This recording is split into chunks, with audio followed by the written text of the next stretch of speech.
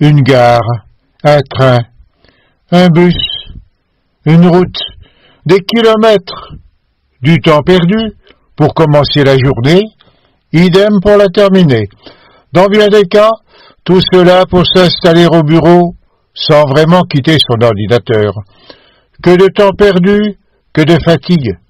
Voyons quelques exemples assez variés de pratiques du télétravail. Nous sommes à Pélussin, non pour le tourisme, bien que le superbe décor du parc du Pilat nous y invite, mais pour y rencontrer des télétravailleurs à la maison des services, avec un télécentre qui dispose de tous les équipements nécessaires. La responsable, Nelly Bernard. Les télétravailleurs aient accès à la fois à une qualité au niveau informatique, au niveau du débit. Donc effectivement, on offre un accès au très haut débit. La maison des services est entièrement équipée de Wi-Fi. Donc les personnes peuvent se connecter de toutes les pièces et de toutes les salles. Elles peuvent bénéficier d'une connexion Internet. Également l'accès à de la visioconférence. Donc c'est vrai que ça peut permettre aussi pour des entretiens avec des partenaires éloignés en France, un accès aussi à ce type de matériel. Ils ont également accès 24 heures sur 24 à l'espace, puisque la maison des services est équipée d'un système de digicode. Donc on leur donne un code d'accès à leur arrivée et ils peuvent venir travailler quand ils le souhaitent, après 18 heures le week-end. Dans l'une des salles de la maison des services, Laurent, responsable méthode d'une grande entreprise de la région lyonnaise, explique comment il pratique le télétravail depuis plusieurs mois. Depuis le début septembre de l'année 2015, donc ça fait un petit peu plus de 6 mois maintenant que je fais du télétravail sur Pélussin. Pour Laurent, les tâches ne correspondant pas à l'encadrement de son équipe sont effectuées plus efficacement en télétravail. Il explique aussi les raisons de son choix pour un télécentre plutôt qu'un travail à domicile. Alors pour moi, les motivations de mon choix, c'était déjà de dissocier la vie familiale et puis la vie professionnelle. Et puis les négociations avec mon entrepreneur étaient un petit peu plus faciles du fait d'aller travailler dans un télécentre et non pas à domicile. Comme ça, on se rendait sur un lieu de travail et pour lui, il y avait une confiance un petit peu meilleure dans ce sens. Et puis le fait d'être dissocié de mes collègues de travail, ça me permet de préparer un petit peu le travail qui va venir dans la semaine et de prendre du recul, d'être sur l'organisationnel plutôt que d'être sur la partie opérationnelle. Je suis le premier sur le site de la région à faire du télétravail. Par contre, sur les sites de la région parisienne, il y a d'autres personnes qui font du télétravail, mais sur des postes à responsabilité différentes. Dans la même salle, Frédéric vient de trouver dans la maison des services le lieu idéal pour préparer son installation professionnelle sur la région. Je suis ici, je viens de la région parisienne et je suis ici pour monter un projet. Je vais m'installer dans la région et j'ai besoin d'une structure aujourd'hui pour pouvoir me poser, avoir accès à Internet et travailler à distance pour voir toutes les opportunités de la région. Voilà, donc je trouve ici un lieu d'accueil, de travail, calme, avec tous les services qui vont bien, la photocopie, le téléphone et un bureau agréable. Quittons Pélussin pour atteindre Saint-Étienne, où le télétravail se pratique à l'école des Mines. 2 systèmes de télétravail existent au sein de l'école, comme l'explique Laurent Navarro, enseignant-chercheur, sur le site jouxtant l'hôpital Nord. Dans le cadre de l'école des Mines, il y a 2 solutions. La première, c'est de choisir un jour dans la semaine. C'est un jour qui est fixe, qu'on ne peut pas déplacer, ou alors il faut faire une déclaration pour dire qu'on le déplace. Et la deuxième solution, c'est au coup par coup, avec un maximum qui est de l'ordre du jour par semaine. Et alors là, c'est sur déclaration à notre chef de centre. Et c'est ce deuxième mode que j'ai choisi parce qu'il était beaucoup plus compatible avec mon métier d'enseignant-chercheur. Nous sommes toujours à l'école des Mines, mais au 158 cours Foriel, où l'école fut fondée il y a 2 siècles, en 1816, et 2 exemples de télétravail concernant des fonctions liées à l'administration de l'école. Je travaille à l'école des Mines de Saint-Étienne depuis 22 ans et je télétravaille depuis 2 ans, dans le cadre d'une convention, puisque c'est une démarche qui est portée par l'école. J'ai été une des premières à signer cette convention et je travaille chez moi le mercredi. J'ai un bureau dédié à mon domicile, donc déjà ça c'est pratique. Je peux m'isoler et je m'isole très facilement. Et ensuite, comme j'habite loin de Saint-Étienne, au sud de Lyon, j'ai 3 heures de transport en commun par jour. Donc j'économise 3 heures de bus et de train le mercredi, ce qui est précieux. Pour Agnès, un calme apprécié lors du travail au domicile, sans rupture de la communication avec les membres de l'établissement. Les tâches de rédaction de documents lors de ma journée de télétravail parce que je ne suis absolument pas dérangée. Sinon, pour ma hiérarchie ou mes collègues, c'est absolument transparent, je suis joignable en télétravail. Et le témoignage d'Elisabeth, déléguée aux relations internationales et qui pratique le télétravail. D'abord, des kilomètres en moins. Un grand plaisir pour moi d'avoir le jeudi 1 heure de trajet de moins.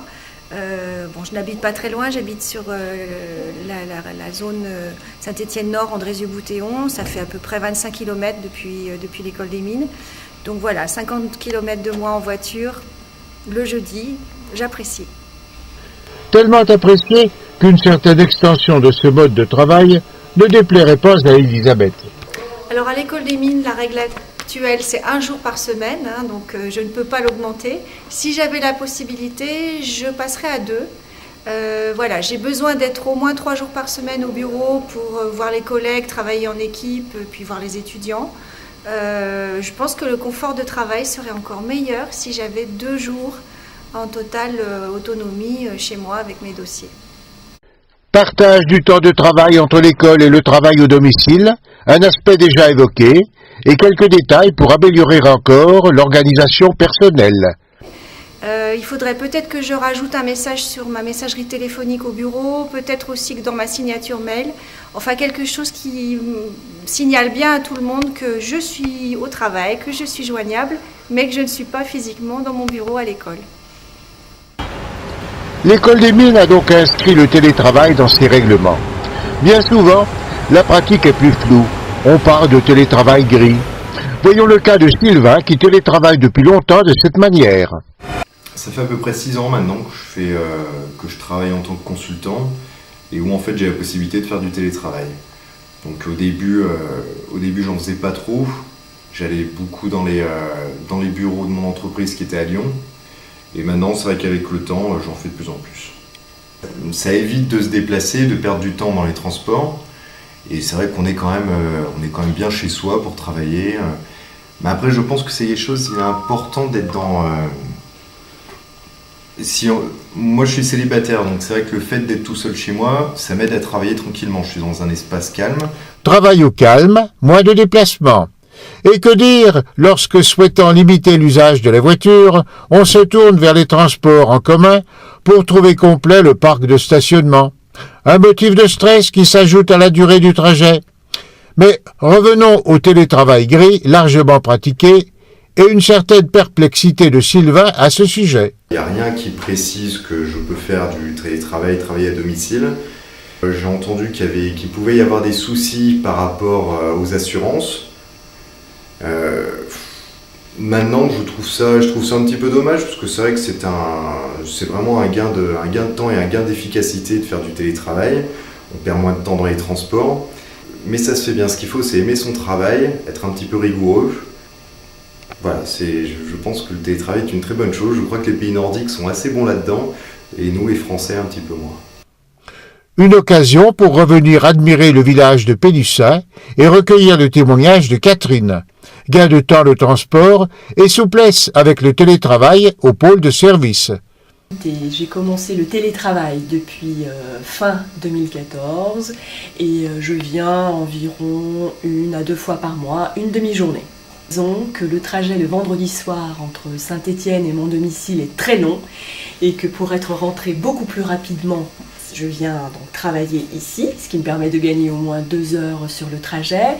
Et de plus, je travaille aussi le week-end et ça me permet de pouvoir intervenir et de travailler, de me connecter le week-end. Sachant qu'ici, Le bâtiment est accessible 7 jours sur 7, 24 heures sur 24, ce qui nous permet effectivement de pouvoir travailler à loisir, sans contrainte horaire. Avec des bassins d'emploi assez éloignés de Pélussin, c'est la volonté politique qui a permis l'émergence du pôle de service avec son télécentre. On a eu la chance sur le Pilat rhodanien d'avoir un fort portage politique, donc les élus de la communauté de communes qui ont souhaité développer ce projet pour développer l'emploi local. Également, ce qui est très important, c'est de mettre des moyens humains. Donc en fait, il y a 2 personnes, alors qui ne travaillent pas à temps plein pour l'atelier, mais qui font vivre le lieu. Il faut qu'il y ait de l'animation, il faut qu'il y ait de l'information, de la communication sur les réseaux sociaux. Il faut que les personnes qui occupent le lieu puissent aussi avoir droit à des accompagnements, à des animations, à des séances de professionnalisation. Donc là, c'est très important. Et puis, notre souhait pour les années qui viennent, c'est arriver à sensibiliser le plus possible des entreprises, notamment lyonnaises et stéphanoises, parce que nos salariés travaillent au sein de ces entreprises. Et les meilleurs ambassadeurs du télétravail dans les entreprises, ce sont peut-être ceux qui déjà le pratiquent et en apprécient tous les avantages. Je pense qu'il est important de promouvoir le télétravail et moi de mon côté j'ai déjà vu avec d'autres personnes, des amis qui sont eux aussi intéressés pour faire du télétravail. Avec l'importance croissante du secteur tertiaire, la jeunesse est branchée, connectée, elle est prête pour le télétravail. Il faut donc lui offrir les moyens de le pratiquer dès maintenant.